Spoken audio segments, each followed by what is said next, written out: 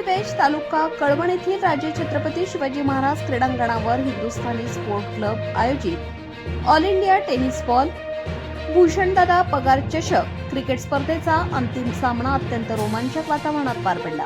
अंतिम सामन्यात बबलू खैरनार यांच्या के फायटर संघाने शेवटच्या चेंडूवर विजय मिळवत विजेतेपद पटकावले, तर देवळा येथील नगरसेवक योगेश आहेर यांच्या एकता 11 देवळा संघाला उपविजेतेपदावर समाधान मानावे लागले.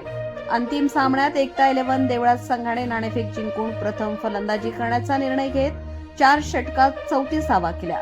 प्रत्युत्तरादाखल के फायटर संघाने 35 धावांचे आव्हान स्वीकारले. सामना शेवटच्या षटकापर्यंत अत्यंत चुरशीचा झाला. अखेरच्या चेंडूवर विजयासाठी 1 धाव आवश्यक असताना के फायटरच्या फलंदाजाने धाव पूर्ण करत संघाला थरारक विजय मिळवून दिला. विजय मिळताच खेळाडू आणि चाहत्यांनी मैदानावर जल्लोष करत आनंद साजरा केला.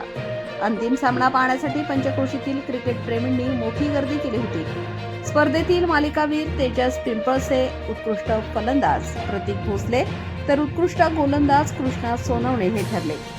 या स्पर्धेत रणजित फराटे, अक्षय तावरे, पप्पू तोडकर, विशाल निघोट, रोहन खरात, जिशान खान, आसिफ शेख, मयूर कारंडे, रविराज आहिरे आणि खालिद जमाल यासारख्या महाराष्ट्रातील नामांकित खेळाडूंनी सहभाग नोंदवत प्रेक्षकांचे विशेष मनोरंजन केले. स्पर्धेला 4 मार्च रोजी प्रारंभ झाला होता. एकूण 16 संघांनी सहभाग नोंदवला होता. त्यापैकी 8 संघांनी सुपर 8 मध्ये प्रवेश मिळवला.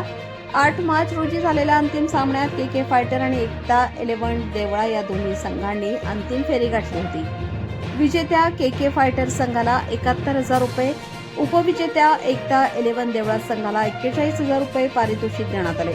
तसेच गौरव भामरे यांच्या एनजी स्पोर्ट्स सटाणा आणि वर्धमान शेठ वॉरियर्स या संघांना संयुक्त तृतीय व चतुर्थ क्रमांक देत प्रत्येकी 21,000 रुपये पारितोषिक प्रदान करण्यात आले. स्पर्धेचे बक्षीस वितरण मजूर फेडरेशनचे माजी अध्यक्ष रोहित पगार यांच्या हस्ते करण्यात आले.